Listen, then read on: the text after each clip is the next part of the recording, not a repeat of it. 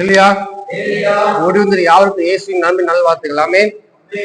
எடுத்துக்கொள்வோம் லூக்கா 5ஆம் அதிகாரம் அதனுடைய 4வது வசனம். லூக்கா 5ஆம் அதிகாரம் அதனுடைய 4வது வசனம்.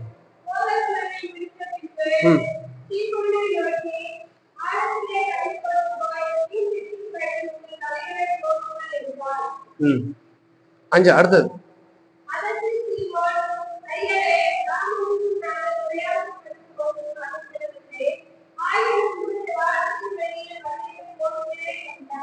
ஆமென். இல்லையா? இங்கே சீமையோட பேதுரு அவனோட போட்ல படகுல இயேசு கிறிஸ்து ஏறி போதகம் பண்ணினார். அவர் போதகம் பண்ணின பிறகு என்ன பண்றாங்க, அவங்களுக்கு ஒண்ணுமே மீன் பிடிக்க ஒண்ணுமே இல்லை, வெறும் காலியான வலை, பாசி, சங்கி இதேன்னு அலசி கொண்டிருந்தார்கள். இயேசு கிறிஸ்து பார்த்தா, என்னடா எல்லாம் அலசிட்டு இருக்கிறாங்க, ஒண்ணுமே இல்லையே அப்படின்னு. பேதுரை கூப்பிட்டு, நீங்க என்ன பண்ணுங்க, ஆழத்தலையை கொண்டு போய் என்ன பண்ணுங்க, வலையை போடுங்கள் என்று சொல்றாங்க. பேதுரு பாத்தீங்கன்னா அதுக்கு முந்தின நாளே நைட்டே என்னன்னா போய் போட்ல போய் நடுக்கடல போய் எல்லா பக்கம் வலையை போட்டு அலசி ஒண்ணுமே பிடிக்கல. விடிய காலம் வரும்போது என்ன அவனுக்கு ஒண்ணுமே இல்லை. அவன் சொல்றான், ஐயரே ராம் முழுதும் என்னணும் பிரயாசப்பட்டோம், என்னோட பலன் எங்களுடைய ஞானம் அறிவு எல்லாம் என்ன பண்ணுவோம் பயன்படுத்தணும், இப்படிலாம் மீன் பிடிக்க யுத்தம் பண்ணணும், அதெல்லாம் என்ன பண்ணுவோம் கத்துக்கிட்டு உள்ள வலையை போட்டோம், ஆனாலும் என்ன பண்ணல, ஒன்றும் ஆகப்படவில்லை. இல்லையா? ஒன்றும் அகப்படல. இந்த பேதுரு அங்கேயே வளர்ந்து அங்கேயே பிறந்து வாழ்ந்தவன், அவனுக்கு கடலை பத்தி எல்லாமே தெரியும். எந்த மாதத்துல எந்த இடத்துக்கு போனா மீன் இருக்கும், எந்த ஆழத்துல வலையை போட்டு என்ன மீன் கிடைக்கின்ற எல்லாமே தெரியும். அப்படி எக்ஸ்பீரியன்ஸர் வந்து அந்த பேதுருவுக்கு பிரயாசப்பட்டு ஒன்றுமே என்னால அகப்படல. அவனே முடிச்சிருப்பான், என்னடா அது இத்தனை நாளா மீன் கிடைச்சது, ஆனா இன்னைக்கு ஒரு மீன், ஒரு குஞ்சு மீனும் கிடைக்கலையே, ஒரு மீன் கூட கிடைக்கலையே. வருத்தத்துல என்ன பண்ணுவான், உள்ளத்திலே அலசி கொண்டிருந்தான். இல்லையா? இந்த மாதிரிதான் நம்ம என்ன பண்றோம், ஒன்று அகப்படலைன்னு இதயத்துல அலசிட்டு இருக்கிறோம். நம்ம இதயத்துல என்னடா ஒண்ணுமே கிடைக்கலையே, ஒண்ணுமே ஆகலையே, ஒண்ணுமே நடக்கலையே, ஒண்ணுமே முடியலையே, ஒண்ணுமே வாய்க்கலையே, ஒண்ணுமே வாய்க்கல, என்ன பண்றோம், அலசிட்டு இருக்கிறோம். நம்ம என்னாச்சு ஏதாச்சு, சரியா ஜோம் இல்லையா, சரியா போகலையா, பண்ணலையா, எல்லாமே கட்டாயம் பண்றோம். அப்படி இருந்து என்ன பண்ணல, ஒன்றும் ஆகப்படவில்லை. இயேசு சொல்லுங்க, நீங்க ஆழத்திலே கொண்டு போய் என்ன பண்றீங்க, வலையை போடுங்க. நாம என்ன இருப்போம் சொல்லுங்க, நமக்கு நம்ம பேதுரு மாதிரி இயேசு சொல்றாரு, ஆழத்தை கொண்டு வலையை நம்ம சொல்லியிருப்போம். சொல்லுங்க, நாமளே என்ன இருப்போம், நம்ம பேதுரு எவ்வளவு இருப்போம். நான் எத்தனை வருஷமா நான் மீன் பிடிக்கிறேன், எனக்கு எல்லாமே தெரியும், இங்கிருந்து எல்லாமே சொல்லிருங்க, எவ்வளவு அத்துப்படி நானு, ஆனா எனக்கு நீங்க சொல்றீங்களே, எனக்கு தெரியாத உங்களுக்கு தெரிய போகுது அப்படின்னு கண்டிப்பா கேட்போமா? ஏசு எப்ப போனாரு கல்லேக்கு, சொல்லுங்களேன், ஏசு எப்ப போனாரு கல்லேக்கு, வீட்டுல போனாரு. அவரோட 30வது வயதுல தான் என்ன பண்ணாரு, ஊழியத்துக்கு போறாரு. ஆனா பேது அங்கேயே பொழந்து அங்கேயே வளர்ந்துருக்கிறான். பாருங்க, அவன் சொல்லிப்பாங்கல்ல, இயேசுவே நீங்க இப்பதான் வந்துக்கிறீங்க, கடலுக்குள்ள ஒண்ணுமே தெரியாது, நான் பிறந்துல இருந்தே இங்கதான் இருக்கிறேன், கடல் நீர் தான் குடிச்சு நான் வாழ்ந்து இருக்கிறேன், நான் முழிச்சது கடல் தான், ஆமா முழிக்க போறது கடல் தான், தூங்க போறது எல்லாமே கடல் தான், எனக்கு எல்லாமே தெரியும், ஆகிலும் உன் வார்த்தையின் படியே வலையை போடுகிறேன். இங்கதான் இருக்குது. பாருங்க, எவ்வளவு ஒரு எக்ஸ்பீரியன்ஸ் என்னதான் இருந்தாலும் சில நேரத்துல என்ன ஆகும், சறுக்கி விடும். என்னதான் எக்ஸ்பீரியன்ஸ் இருந்தாலும் சில நேரத்துல சறுக்கிடும். ஆனா இங்க பேதுரு பாருங்க, எவ்வளவு தாழ்மையை தாழ்த்தி எல்லாம் பண்ணேன், எல்லாமே செஞ்சேன், பிரயாசப்பட்டேன், எனக்கு எல்லாமே தெரியும், ஆனாலும் உம்முடைய வார்த்தையின் படியே நான் வலையை போடுகிறேன். இந்த தாழ்மை இருக்கணும், இந்த தாழ்மை இருக்கணும். ஆண்டவரே நீங்க சொல்ற எல்லாம் கட்டினார், முழுதும் சொல்றான், இரவு முழுதும் பிரயாசப்பட்டேன் அப்படின்னு. என்ன அவனோட பலன், அவனோட ஞானம் எங்க போடும் எல்லாமே ட்ரை பண்ணி பார்த்துட்டு இருப்பான், பிரயாசம் ஃபுல்லா பிரயாசம் பண்ணி பார்த்தா ஒன்றுமே ஆகப்படல. வாழ்க்கையில அப்படிதான், எல்லாம் பிரயாசப்பட்டு ஒன்றுமே இல்லை. ஆனா இயேசு சொன்ன வார்த்தையை கேட்டு, ஆகிலும் உங்களுடைய வார்த்தையின் படியே என்ன பண்றேன், வலையை போடுகிறேன். இல்லையா? உங்களுடைய வார்த்தையின்படியே வலையை போடுகிறேன். ஏன் அப்படி சொல்றாரு? உங்களுடைய வார்த்தையின்படி வலையை போடுகிறேன். ஏன்னா அவனுடைய பலத்தினாலோ ஞானத்தினாலோ அவருடைய எக்ஸ்பீரியன்ஸ்ல போட்டு பார்த்தான், ஒண்ணுமே நடக்கல. நம்மளோட வாழ்க்கையிலும் சரி இப்படிப்பட்ட காரியங்கள் அநேகம் இருக்கிறது. ஒன்றும் வாய்க்காமல் இருக்கிறது, ஒன்றும் நடக்காமல் இருக்கிறது, ஒன்றும் கிடைக்காமல் கூட இருக்கிறது. பேதுரு வாளை அலசி கொண்டது போல நம்மளோட வாழ்க்கை நாமளும் ஏன் இப்படி என்று அலசி கொண்டிருக்கிறோம். இதனால ஏன் இப்படி என்று கேள்விக்குறியாக அலசி கொண்டிருக்கிறோம். இல்லையா? காரணம் என்ன?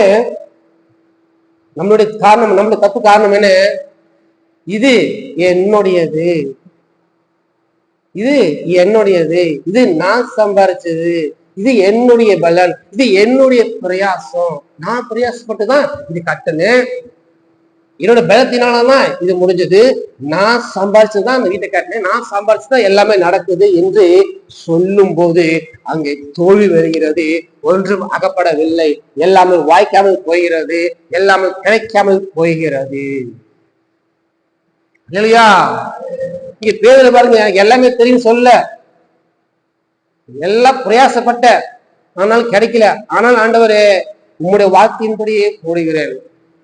நம்ம என்ன பண்றோம்? கொஞ்சம் கடைசிட்டா போதும், நான் தாங்க சம்பாரிச்சது, எல்லாம் என்னுடைய பலன் தான், என்னுடையது, என்னோடக்கு நான் அப்படிங்கும் போது அங்கே ஒன்றும் அகப்படாது. நம்மளோட வாழ்க்கையில நான், எனக்கு, என்னுடையது அப்படி என்று சொல்லும் போது நம்மளோட வாழ்க்கையில எதுவும் நமக்கு நடக்காது, வாய்க்காது, கிடைக்காது. பாருங்க, லூக்கா 12ஆம் அதிகாரம் அதனுடைய 16, 17, 18.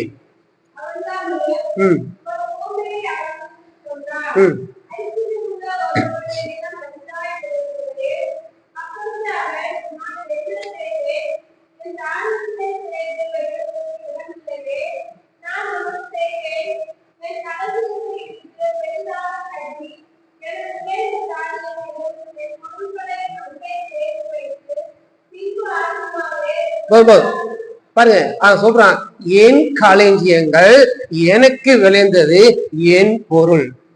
சொல்றது பாத்தீங்களா? என்னோட களஞ்சியம் எனக்கு விளைஞ்சிருக்குது, என்னுடைய பொருள் என்ன பண்ணுவேன்? சேர்த்து வைப்பேன். அடுத்து படிங்க 19, 20.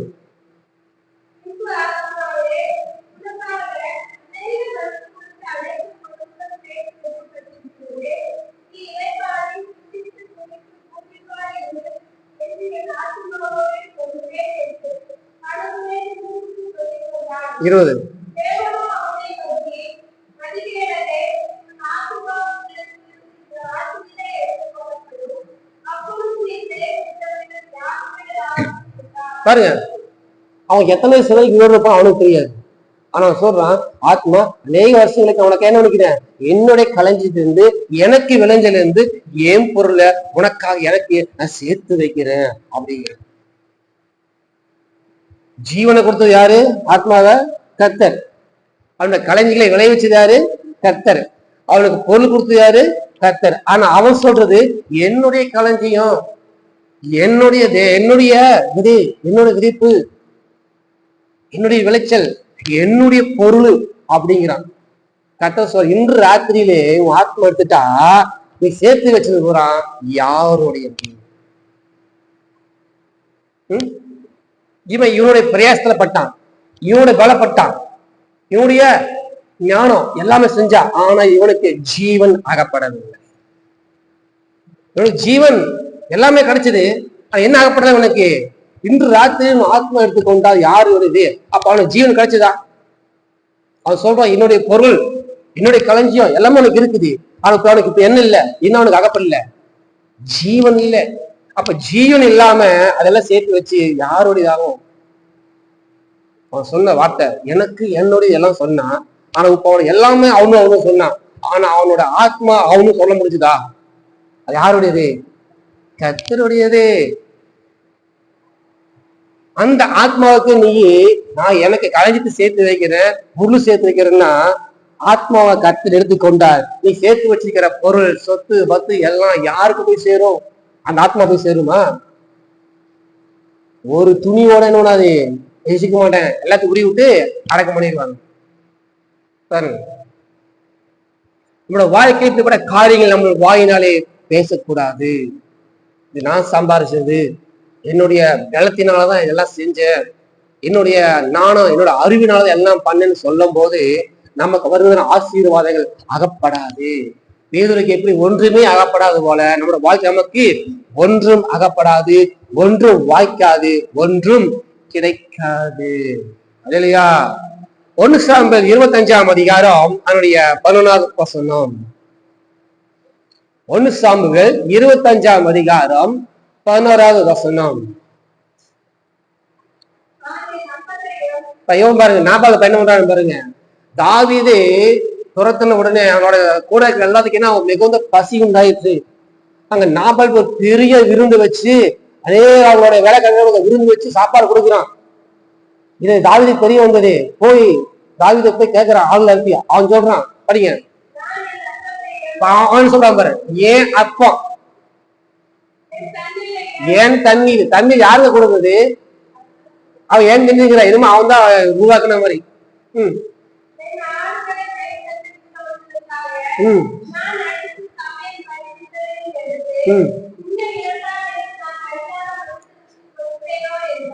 பாருங்க, அவன் சொல்றது, என் அப்பம், என் தண்ணி, என் ஆடுகள் நான் அறியாத இன்னொருத்தருக்கு மனுஷனுக்கு கொடுப்பேனோ என்றான்.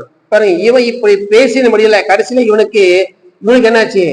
ஜீவன் அகப்படல. அங்க என்ன பண்ணா, எல்லாமே சேர்த்து வச்சிருக்கிற ஆத்மாவே நல்ல என்ன சந்தோஷம் குடிச்சு குடிச்சு நல்லாரு சொன்னா ஆத்மா எடுத்தாச்சு. அவனுக்கு என்ன ஆச்சு? ஜீவன் அகப்படல. இவன் இதே மாதிரிதான். ஏன் அப்போ அவன் சொல்றது பார்க்கணும் வசனத்துல. ஆனா நினைச்சு பாருங்க, சொல்லிருப்பான், ஏன் அப்போ, ஏன் தண்ணி, ஏன் ஆடு, நான் சமைச்சது எப்படி இன்னொருத்தருக்கு கொடுப்பேன் அப்படிங்கிறான். கர்த்தர் பாக்குறாரு, நீ சம்பாரிச்சு எல்லாம் நீ பண்ணியா, அப்போ ஜீவன் எடுத்தா யாருக்கு போகும்? என்னாச்சு கடைசியில? இவட தானா? இல்ல. அப்ப எனக்கு என்ன அகப்படல? ஜீவன் அகப்படல. இல்லையா? ஒரு மனுஷனுக்கு எல்லாமே இருந்து ஜீவன் இல்லைன்னா அவன் அதை அனுபவிக்க முடியாது. இல்லையா? அனுபவிக்க முடியுமா? உயிரோட இருந்தாதான் எல்லாம் அனுபவிக்க முடியும். ஆமா, சக்கரை வியாதி இருந்தா என்ன பண்ண முடியும்? ஏன் சாப்பிட முடியுமா? ஒரு கேக்கு, ஜிலேபி சாப்பிட முடியுமா? முடியாது. அப்ப அவன் சரீரத்துக்கு நல்ல சுகம் இருந்தா அது மட்டும்தான் அனுபவிக்க முடியும். சுகம் இருந்தா மட்டும்தான் அனுபவிக்க முடியும்னா, ஜீவன் இருந்தா மட்டும்தான் வாழவே முடியும். இல்லையா? இங்க அவன் ஏன் அப்போ ஏன் தண்ணி சொன்னவன் ஜீவன் போயிருச்சு, அத்தனை சொத்து இருந்துச்சு, இப்ப யாருக்கு போச்சு? அவனுக்கு என்ன அகப்படல? ஜீவன் அவனுக்கு அகப்படல. இல்லையா? அவனுக்கு ஜீவன் அகப்படல. நீங்கள் ஒருபோது இந்த மாதிரி காரியங்களை நீங்கள் வாயில் இருந்து சொல்லக்கூடாது. அப்ப எப்படிங்க சொல்லணும்? ஆதியாகமம் 45ஆம் அதிகாரம் அதனுடைய 7வது வசனம். ஆதியாகமம் 45ஆம் அதிகாரம் அதனுடைய 7வது வசனம்.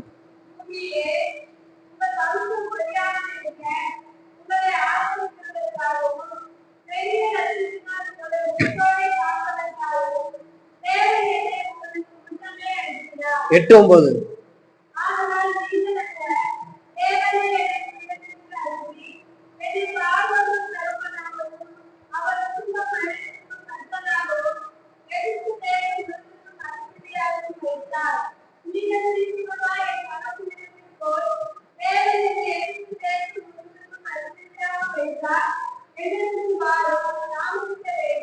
பாருங்க, இங்க யோசிப்பேன்னு சொல்றது தெரியுமா? பாத்தீங்களா? நீங்க பயப்பட வேண்டாம், உங்களை எல்லாம் காப்பதற்காக தேவனை முன்னே அனுப்பினார். இது யோசிப்புக்கு எப்படி கிடைச்சது? இந்த 10 உயர்வு எப்படி இந்த ஆசீர்வாதம் கிடைச்சது சொல்லுங்களேன். நம்மளுடைய கண்ணுக்கு பார்த்து எப்படி பார்த்துருப்போம்? அவனுக்கு எப்படி கிடைச்சது? திடீர்னு கத்தர் கொடுக்காரா? எப்படி அவனுக்கு கிடைச்சது இந்த ஆசீர்வாதம்? அவனுக்கு அது இல்ல, நம்ம கண்ணு பாருங்க, அது எப்படி கிடைச்சது? அவன் சொப்பனத்துக்கு என்ன சொல்றான்? அர்த்தத்தை சொல்றான். அப்ப அவனுக்கு என்ன இருக்குது? சொப்பனம் சொல்லக்கூடிய ஞானம் இருக்கிறது. ஜெயில இருக்கிறான், வெளியே கொண்டு வரான், அர்த்தத்தை சொல்றான். ராஜா என்ன பண்றான்? அவனுக்கு அர்த்தத்தை சொன்னதுனால இந்த ஞானம் உனக்கு இருக்கு, இது நீதான் செய்ய முடியும் என்று அந்த சொன்ன அர்த்தத்தினால ராஜா அவனுக்கு உயரத்தை கொடுத்தார். இது நம்மளால கண்ணில் பார்க்க முடியும். அப்ப என்ன சொல்லியிருக்கணும்? அவன் எல்லாருக்கும் முன்பாக, சகோதரருக்கு முன்பாக, ராஜா சொப்பனம் கண்டான், நான் சொப்பனத்துக்கு அர்த்தத்தை சொன்னேன், அதனால ராஜா நீங்க அதிபதி ஆக்கினா அப்படிதான் சொல்லியிருக்கணும். கரெக்டானே? நம்ம என்ன இருப்போம்? இல்லை, நான் சொப்பனம் சொன்னோம்ல, ஊத்திட்டாருங்களா நீங்க? எவ்வளவு ஞானம் பாத்தியா? அத்தனைக்கு முன்னாடி எவ்வளவு சொல்லல, நான் தானே சொன்னேன் நினைச்சிருப்பான். அவ்வளவு நீதான் சொன்னியா? ஆமா, நான் தான் சொன்னேன், நான் சொன்னாலதான் இப்ப நடந்துச்சு. அப்படியே காலை தூக்கிட்டு கால் மேல காலை போட்டுட்டு, பாத்தியா என் டேலண்ட பாத்தியல அப்படின்னு இருப்பா. நீங்க 11 பேர் இருக்கிறீங்க, அவனுக்கு என்னாச்சு? ஒண்ணுமே இல்லை, எனக்கு பாத்தியா, நானும் பாத்தியா அப்படின்னு சொல்லியிருக்கணும். ஆமா, சொப்பனத்தை எல்லாம் சொல்ல, தேவன் என்னை உயர்த்தினார், தேவன் உங்களுக்கு முன்பாக என்னை அனுப்பினார் சொன்னான். எகிப்து தேசத்தை முழுக்கத்தி என்னை அவர் ஆசீர்வாதமா வைத்திருக்கிறார், என்ன அதிபதியாக வைத்திருக்கிறார். அவன் என்ன சொன்னான்? தேவனையே போக சொன்னான். ஆனா கிடைச்சது உண்மை என்னன்னா, அவனுடைய ஞானத்தினால சொப்பனத்தை சொன்னதுனால கிடைச்சது. சொப்பனம் சொன்ன ஞானத்தை கொடுத்து கத்துறதுதான். ஆனா இருந்தாலும் மற்றவங்களுக்கு முன்பாக இவன் சொன்னதுனாலதான் கிடைச்சது எல்லாத்துக்குமே தெரியும். அவன் அதை சொல்லவே இல்லை. நான் சொப்பனம் சொன்ன அர்த்தம் கிடைச்ச எல்லாத்துக்குமே தெரியும். ஆனா அவன் அதை சொல்லல. நீங்களா பயப்படாதீங்கப்பா, தேவன் உங்களை ரசிக்கும்படியாக முன்னுமே அனுப்பிச்சிட்டாரு, அவர் தானே ஆசீர்வச்சிருக்கிறாரு, எகிப்து முழுவதுக்கும் அவர் தானே அதிபதியா வைத்தார் அப்படின்னு. பாத்தீங்களா? இந்த 2 பேர் சொன்னதுக்கும் இவன் சொன்னதுக்கும் வித்தியாசம் பாத்தீங்களா? இவன் எல்லாமே தேவன் தான் செஞ்சார். இந்த மாசம் சம்பளம் எவ்வளவு வாங்கினேன், இவ்வளவு வாங்கினேன், கரெக்டா தான் எனக்கு கொடுத்தாரு. ஏன் செய்யறதுக்கு பேலன்ஸ் கொடுத்தாரு? அவர் தான். ஒரு வாரம் லீவ் போட்டா என்ன ஆகும்? பணம் போச்சா? ஆனா ஓடக்கூடிய பேலன்ஸ் கொடுத்தது யாரு? அவரு. அங்க வேலையில செய்யறதுக்கு ஞானத்தை கொடுத்தது யாரு? அவரு. என்னவே எக்ஸ்பீரியன்ஸா இருந்தாலும் நான் செஞ்சு முடிச்சுட்டு இல்ல வேலையில அப்படி சொல்லவே முடியாது. ஏன்னா கொடுத்தது யாரு? அவர் கொடுத்தார். நீங்க என்னதான் வேலை செஞ்சாலும் இது செய்யற முடியுங்க அவர்தான் உதவி செஞ்சு அப்படிதான் சொல்லணும்னு தவிர, நான் செஞ்சுட்டேன் நான் பண்ணிட்டுன்னு சொன்னாவே உங்க வலையில ஒன்றும் அகப்படாது. ஏன் வலையில ஒண்ணுமே இல்லை, ஆசீர்வாதம் இல்லை, இப்படிதான் என்னாலதான் நடந்தது, நான் வேலைக்கு போனா நடந்துச்சு. அது வேலைக்கு போச்சு யாரு? விதை போடுறோம், விதை நீங்க போடுறீங்க, முளைக்கிறது யாரு? அவர் முளைக்கிறது என்ன ஆகும்? அவர் மட்டும் முளைக்க வைக்கலீங்கன்னா எது என்ன ஆகும்? அப்படியே மண்ணோட மண்ணா ஒண்ணுமெல்லாம் போயிடும். பாருங்க, 100 மடங்கு ஆசீர்வாதம். 100 விதை போட்டா அந்த 100 விதையுமே ஆண்டவர் முளைக்க வச்சிருக்கிறார். ஈசாக்கு முளைக்க வச்சது யாரு? அவரு. நான் சொல்லணுமா?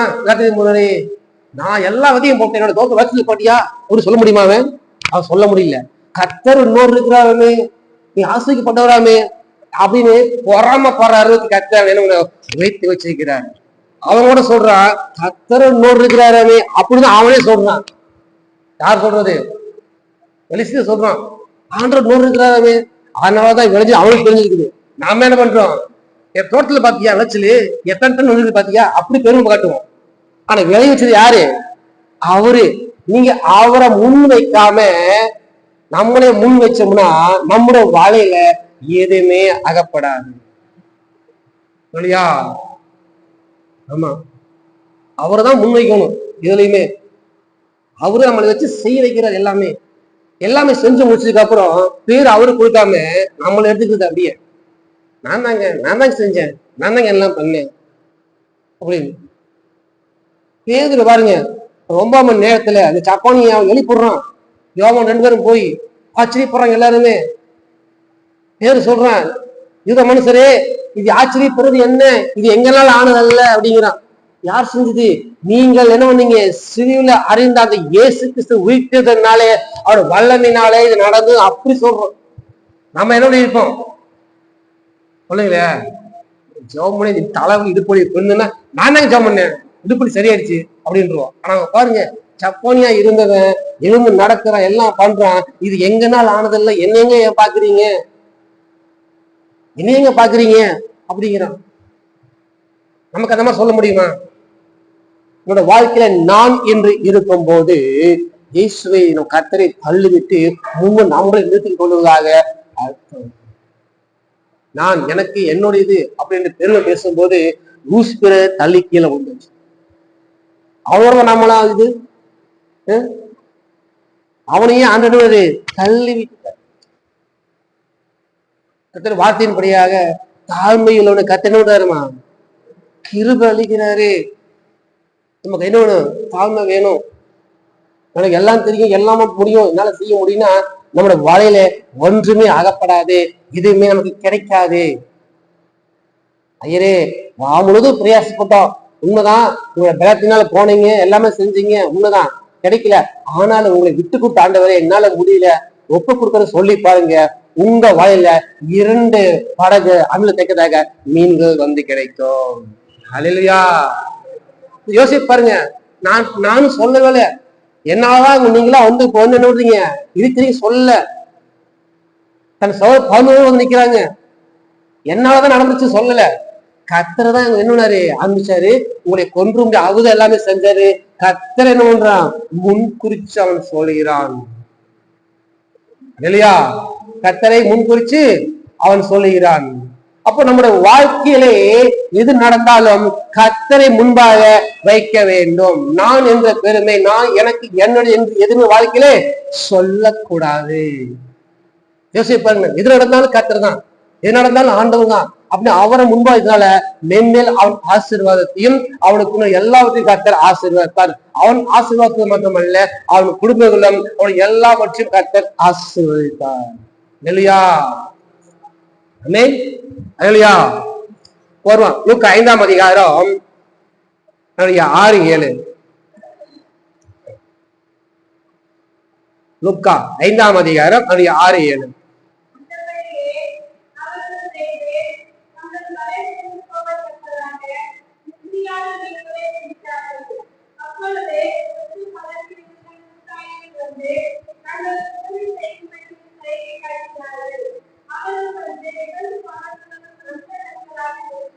பாருங்க, அவர்கள் அந்தபடியே செய்தார்கள். எந்தபடி செய்தார்கள்? அவர்கள்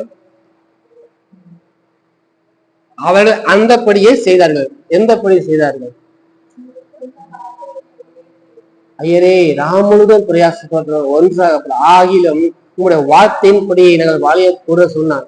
ஏசு சொன்ன அந்த வார்த்தையை அவர்கள் கேட்டு அப்படியே செய்தார்கள். 2 படகு அமில் தக்கி அந்த போட்டை என்னாகும் உள்ள அப்படியே மூழ்கி போற அளவுக்கு கர்த்தர் மிகுதியான மீன்களை கர்த்தர் கொடுத்தார். அல்லேலூயா.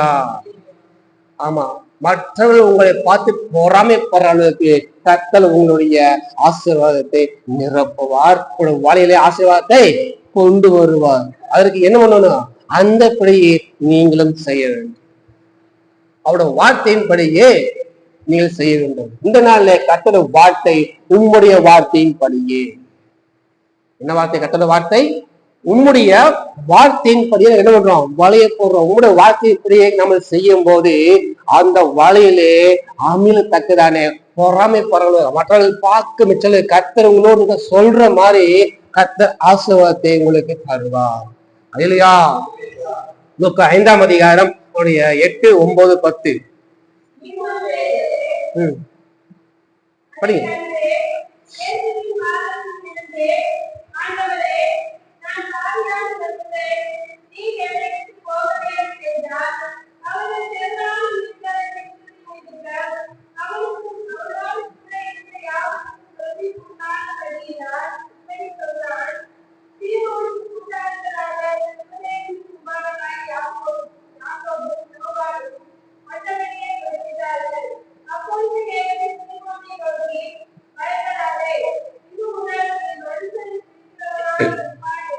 பாருங்க, இயேசு அவர்களை பார்த்து சொன்னாங்க, பயப்படாதே அப்படிங்கிறாங்க. ஏன் அப்படி சொன்னாரு?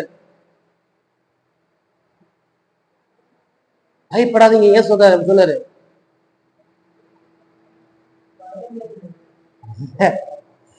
இந்த யோவான் பேதுரும் இதுவரைக்கும் மீன் பிடிச்சதே இந்த மாதிரி கிடையாது.